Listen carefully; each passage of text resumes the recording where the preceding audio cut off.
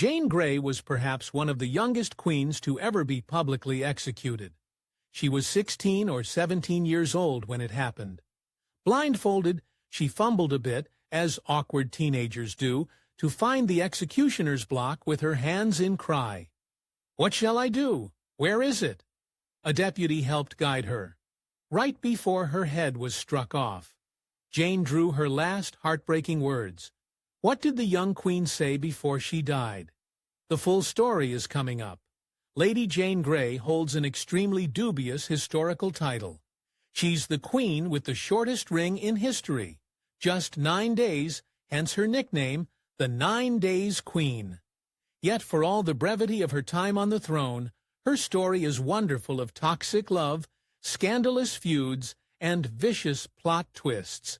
Despite the heights she would briefly reach, Jane was not born to an important branch of the royal family tree, though they were royal. Born in 1537, Jane was the eldest of 3 girls, born to Henry Grey and Frances Brandon and niece of Henry VIII. Although it didn't help her in the end, this connection did start out with some perks. Jane received one of the finest educations for a lady of her day. She was fluent in multiple languages and seemed to prefer reading to more boisterous activities like hunting. One day, a visiting scholar asked why she was inside instead of on a family hunting trip. The young girl replied that their sport in the park is but a shadow to the pleasure I find in Play-Doh. Jane's parents were incredibly harsh, and it made her utterly miserable. Jane once confided the pressure she was under to perform every little act perfectly.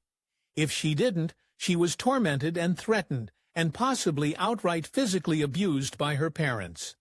She wrote that their taunts made her think that she was in hell. In 1544, King Henry VIII altered the rules for his succession. This would change Jane's life forever.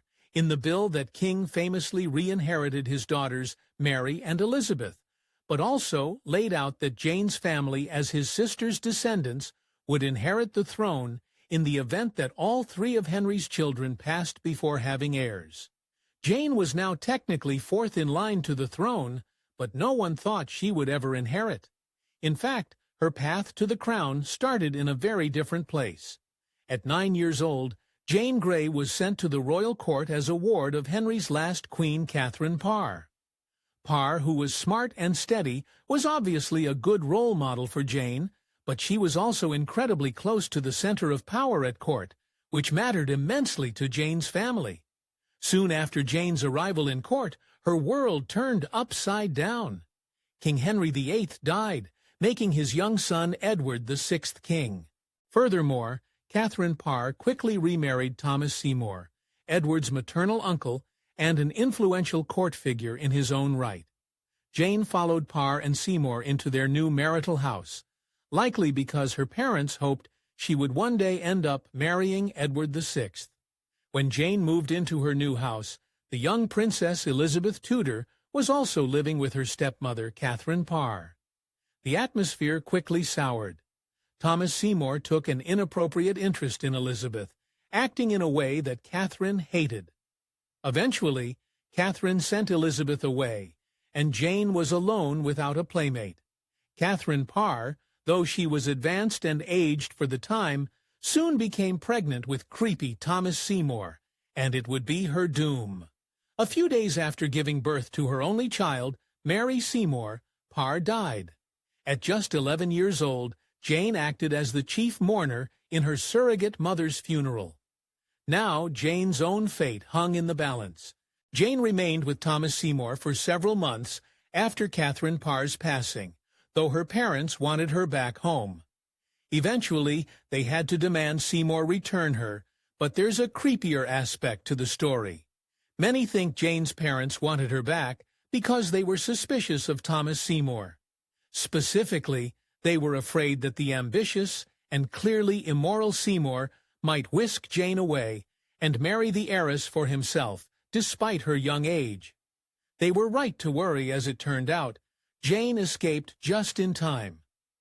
2 months after Jane returned to her parents' home, Thomas Seymour was arrested and executed for a high treason.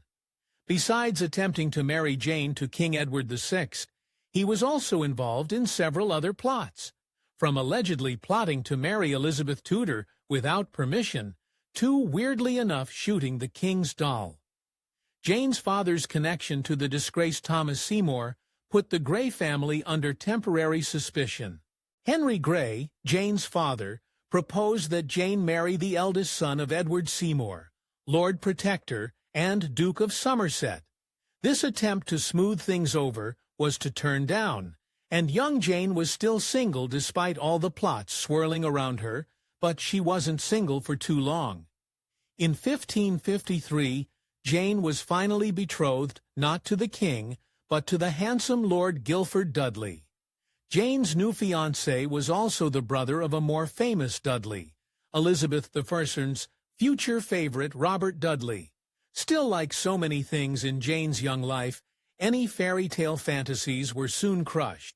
Jane Grey and Guilford Dudley married on May 25, 1553, along with two other couples. After months of upheaval, Jane understandably showed some resistance to moving in with her new husband. This reluctance absolutely enraged her new mother-in-law, the Duchess of Northumberland, leaving her in a precarious position with her new in-laws. Jane's father-in-law, John Dudley, was a very powerful man. In fact, he was chief advisor to King Edward VI. Moreover, he had a lot riding on the marriage between Jane and his son Guilford. By early 1553, King Edward's health wasn't great, and his living to produce an heir seemed very unlikely. After him, either Mary or Elizabeth Tudor would rule, and that did not bode well for John's career or his life expectancy. Instead, John hoped he could use Jane as a pawn in his Game of Thrones. His next move was jaw-dropping. By the summer of 1553, the worst-case scenario came true. King Edward VI, always sickly, was now dying. More than that, as a devout Protestant, he was determined not to pass the throne on to his half-sister Mary, who was next in line, but was also a pious Catholic. As Edward's chief advisor, Jane's father-in-law had just the solution. Edward should leapfrog Mary and his half-sister Elizabeth in his will, and instead name Jane as his successor. Since she was distantly in line for the throne, it was a recipe for disaster. Edward apparently took John's advice, and when he died at just 15 years old, Jane was his heir. It happened so quickly, Jane learned that Edward had passed, and that she was the next queen in the same moment. For 4 days, the palace kept Edward's passing a secret, hoping to come out as an organized front with Jane as the new Queen of England. Here's where things got really interesting. Although we only have her claims after her crowning and the nightmare that followed, according to Jane, she was extremely reluctant to accept the throne of England.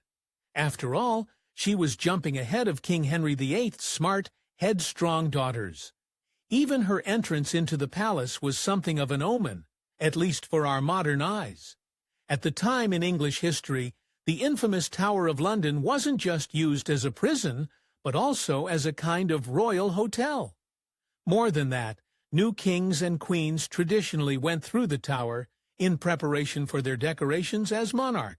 With Jane that day was her husband, Wilford Dudley, whose fortunes had risen since marrying Jane not so long ago. Dressed in Tudor white and green, Jane amplified her royal lineage and her right to be on the throne. The government declared her queen on July 10, 1553. To the surprise of very few, Mary Tudor resisted being passed over in the line of succession. On the same day that Jane became queen, Mary delivered a letter to Parliament ordering them to proclaim her as King Edward's successor. Mary was furious with the way things were going, and Jane's family was about to make things even worse. Jane's in-laws were very happy that their daughter-in-law was in power, and they would do anything to keep her there. It drove her father-in-law to a deranged plan. He tried to lure Mary to London in order to seize and imprison her, thereby protecting Jane's claim to the throne. Princess Mary's mother was none other than Catherine of Aragon, Henry VIII's first discarded wife. So Mary was used to surviving in a dangerous court, and she grew wise to Dudley's misguided plan. After gathering an immense amount of support, Mary simply installed her army outside the city. Somehow, though, that was currently the least of Jane's problems. Shortly after Jane became queen, her husband's family began to press her for even more power. Namely, they fully expected Jane to crown Guilford and make him king. Jane perhaps guessing that if she gave her in-laws an inch, they would keep taking miles, refused. In return, they made her life a living nightmare. When Jane refused to put her husband into power, the Dudleys took revenge. On the advice of his mother, Guilford now refused to share Jane's bed, since that meant she would never give England an all-important, legitimate heir unless she acceded to their demands. However, the Dudleys forgot one little thing. The Dudleys hadn't counted on Jane's iron will or the fact that she was, well, Queen of England. Upon hearing about her husband's pathetic power play, Jane commanded he stay with her anyway. We call Jane the 9 Days Queen. In reality, Jane's reign was all but over just 2 days in on July 12, 1553.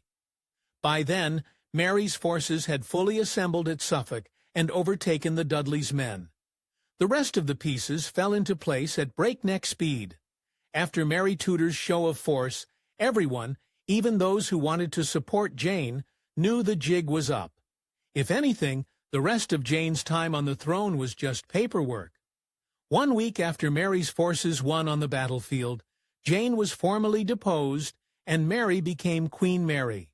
And there was someone to blame. Lady Jane Grey had a target on her back, but very little of it was to do with Jane herself. Her father-in-law, John Dudley, wasn't just constantly meddling at court. He also had enemies in the Privy Council, enemies who quickly convinced the council to change allegiances and rally behind Mary. But whoever was at fault, it was Jane Grey who suffered the most. The Tower of London now became Jane's prison. Despite the fact she only obeyed Edward VI's wishes and played into her father-in-law's hands, the still teenage Jane faced charges of high treason.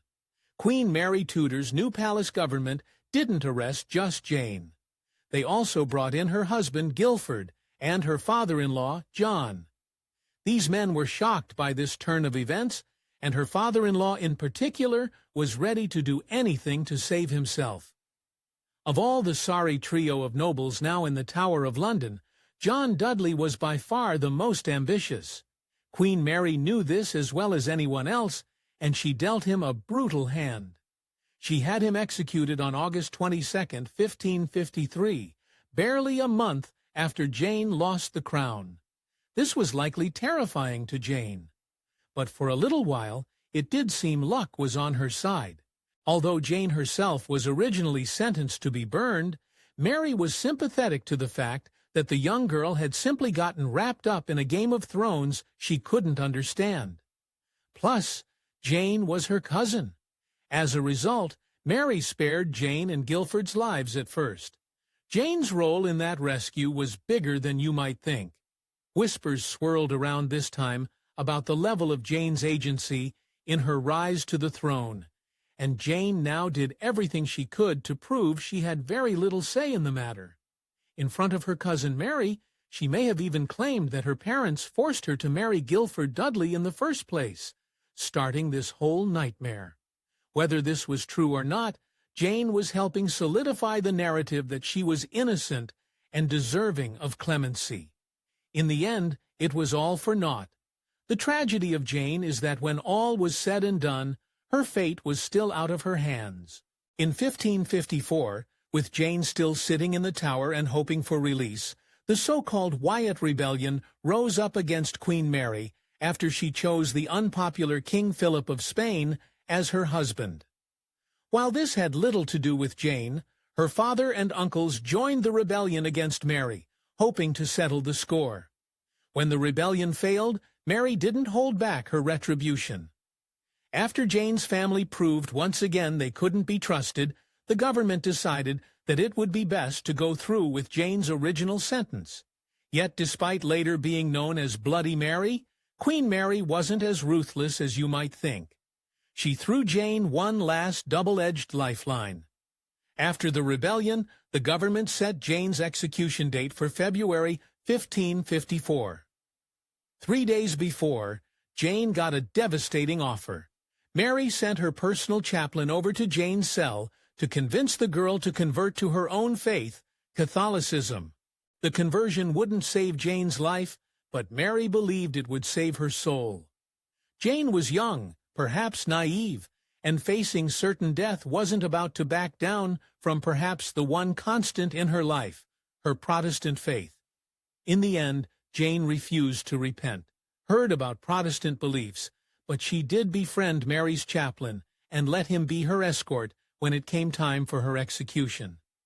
Before that happened, however, she'd have to face another harrowing ordeal. Right before Jane herself was sent to die, Guilford Dudley was publicly executed at Tower Hill. Despite their marriage, Jane was truly distraught at her husband's execution, though this may have had something to do with her own impending death.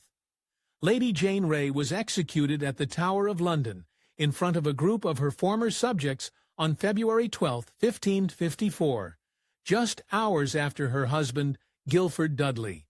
She was only 16 or 17 years old. Jane asked her executioner if he was going to take off her head before she could kneel down. He replied, "No, madam."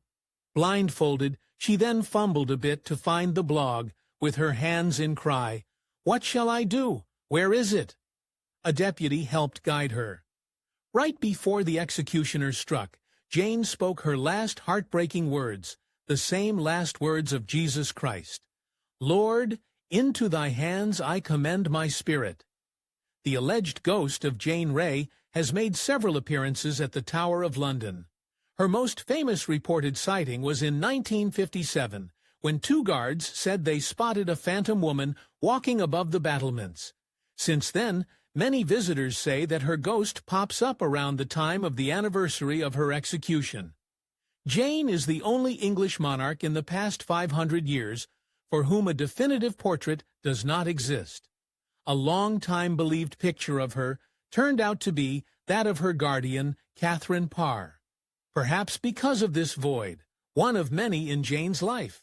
Centuries of artists have depicted her tragic story in music, painting, and literature, thereby giving a face to a faceless queen. Thank you for watching.